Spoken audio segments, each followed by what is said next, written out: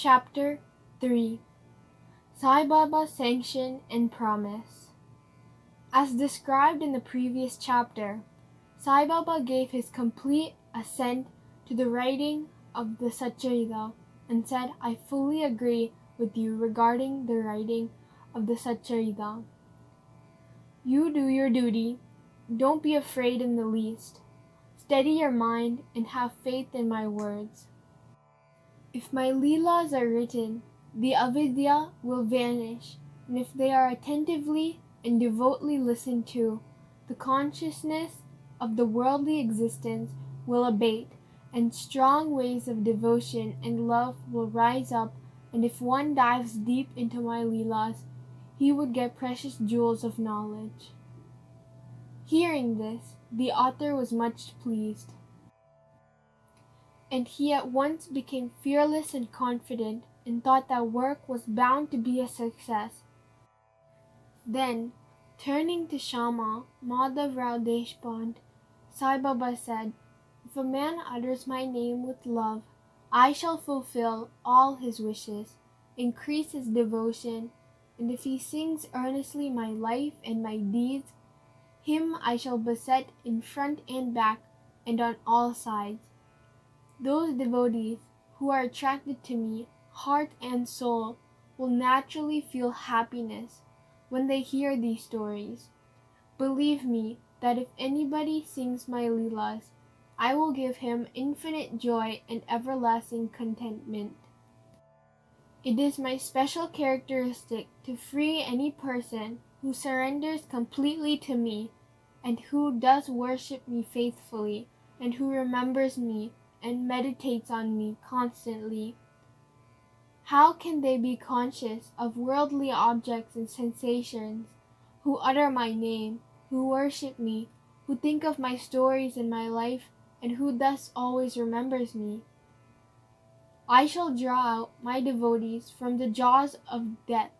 If my stories are listened to, all the diseases will be got rid of. So hear my stories with respect, and think and meditate on them, assimilate them. This is the way of happiness and contentment. The pride and egoism of my devotees will vanish. The mind of the hearers will be set at rest, and if it has wholehearted and complete faith, it will be one with the Supreme Consciousness. The simple remembrance of my name as Sai will do away with sins of speech and hearing." Different works assigned to devotees. The Lord entrusts different works to different devotees. Some are given the work of building temples and mats, or ghats, flight of steps on rivers. Some are made to sing the glories of God. Some are sent on pilgrimages. But to me was allotted the work of writing the Satcharitra. Being a jack of all trades, but master of none, I was quite unqualified for this job. Then why should I undertake such a difficult job? Who can describe the true life of Sai Baba? Sai Baba's grace alone can enable one to accomplish this difficult work. So when I took up the pen in my hand, Sai Baba took away my egoism and wrote himself his stories. The credit of relating these stories, therefore, goes to him and not me. Though Brahmin by birth, I lack the two eyes.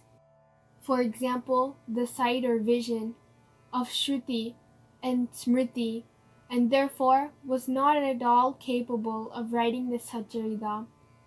But the grace of the Lord makes a dumb man talk, enables a lame man to cross a mountain. He alone knows the knack of getting things done as he likes. Neither the flute nor the harmonium knows how the sounds are produced. This is the concern of the player. The oozing of the Chandrakant jewel and the surging of the sea are not due to the jewel and the sea, but to the rise of the moon. Baba stories as beacon light. Lighthouses are constructed at various places in the sea to enable the boatmen to avoid rocks and dangers and make them sail safely. Sai Baba's stories serve a similar purpose in the ocean of worldly existence. They surpass nectar and sweetness and make our worldly path smooth and easy to traverse. Blessed are the stories of the saints. When they enter our hearts through the ears, the body, consciousness or egoism and the sense of duality vanish. And when they are stored in the heart, doubts fly out to all sides, pride of the body will fall, and wisdom will be stored in abundance. The description of Baba's pure fame and the hearing of the same with love will destroy the sins of the devotee, and therefore this is the simple sadhana for attaining salvation. The sadhana for Kriti age was Shamadama, tranquility of mind and body. For Trita age, sacrifice. For Dwapara, worship. And for Kali, of the four Varnas, Brahmins, etc. The other sadhanas, viz. Yoga, Yajna, sacrifice, Dhyana, meditation, and Dharana, concentration, are very difficult to practice, but singing and hearing the stories and the glory of the Lord Sai Baba is very easy. We have only to turn our attention towards them. The listening and singing of the stories will remove the attachment to the senses and their objects and will make the devotees dispassionate and will ultimately lead them to self-realization. With this end in view, Sai Baba made me or helped me to write his stories. Satcharitra. The devotees may now easily read and hear these stories of Sai Baba, and while doing so, meditate on him, his form, and thus attain devotion to Guru and God, Sai Baba, get detachment and self-realization. In the preparation and writing of this work, Satcharitra, it is Sai Baba's grace which has accomplished everything, making use of me as a mere instrument. Motherly love of Sai Baba. Everybody knows how a cow loves her infant calf. Her udder is always full, and when the calf wants milk and dashes at the udder, out comes the milk in an unceasing flow. Similarly, a human mother knows the wants of her child and feeds it at her breast in time. In case of dressing and adorning the child, the mother takes particular care to see that this is well done. The child knows or cares nothing about this, but the mother's joy knows no bounds when she sees her child beautifully dressed and adorned. The love of mother is peculiar, extraordinary, and disinterested, and has no parallel. Sadgurus feel this motherly love towards their disciples. Sai Baba has the same love towards me, and I give an instance of it below. In 1916-80, I retired from government service. The pension that was settled in my case was not sufficient to maintain my family decently.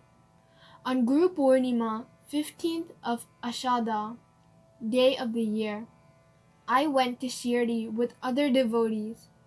There, Mr. Anna Chinchanikar, of his own accord, prayed to Baba for me, as follows: "Please look kindly on him.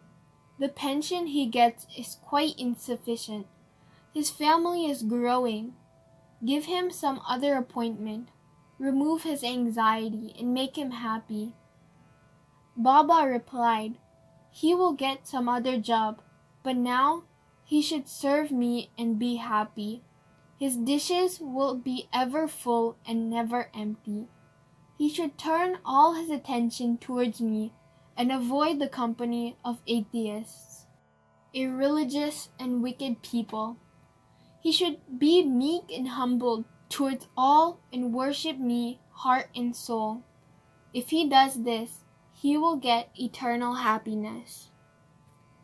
The question who is this he, whose worship is advocated, is already answered in a note on Who is Sai Baba in the prologue at the beginning of this work. Rohila's story.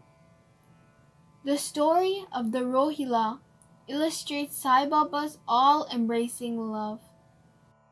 One Rohila, tall and well-built, strong as a bull, came to Shirdi, wearing a long kafni robe, and was enamored of Sai, who stayed there. Day and night he used to recite in a loud and harsh tone kalma, verses of the Holy Quran, and shout Allahu Akbar, God is great.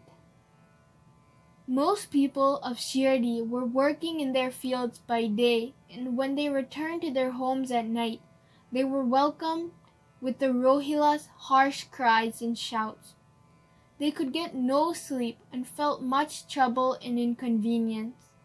They suffered in silence this nuisance for some days, and when they could stand it no longer, they approached Baba and requested him to check the Rohila and stop the nuisance.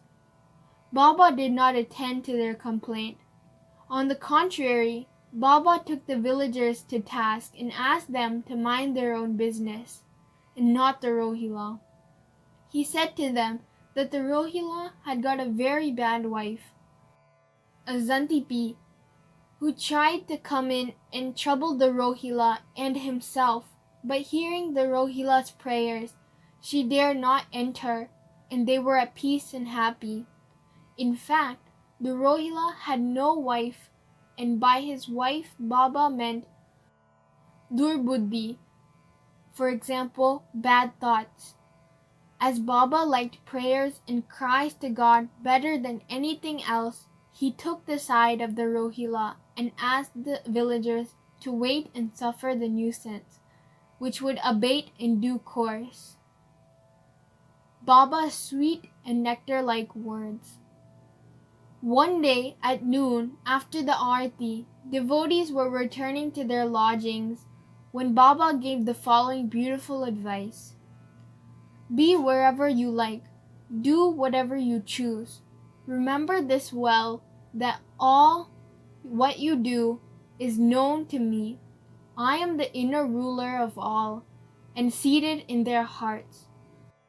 I envelope all the creatures, the movable and immovable world. I am the controller, the wire puller of the show of the universe.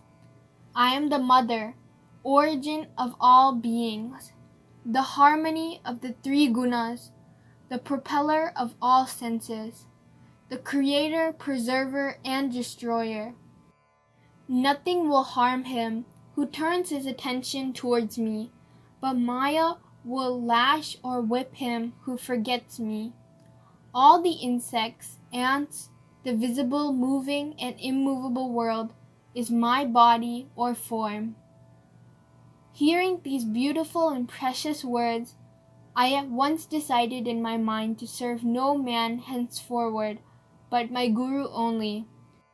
But the reply of Baba to Anna Chinchanikar's query, which was really mine, that I would get some job, began to revolve in my mind, and I began to think whether it would come to happen. As future events showed, Baba's words became true, and I got a government job. But that was of short duration. Then I became free and solely devoted to myself to the service of my Guru Sai Baba. Before concluding this chapter, I request the readers to leave out the various hindrances, viz., indolence, sleep, wandering of mind, attachments to senses, etc., and turn their whole and undivided attention to these stories of Sai Baba. Let their love be natural. Let them know the secret of devotion. Let them not exhaust themselves by other sadhanas. Let them stick to this one simple remedy, example, listening to Sai Baba's stories. This will destroy their ignorance and will secure for them salvation. A misser may stay at various places, but he always thinks of his buried treasure. So let Sai Baba be enthroned in the hearts of all. In the next chapter, I shall speak of Sai Baba's advent in Shirdi. Bow to Sri Sai. Peace be to all.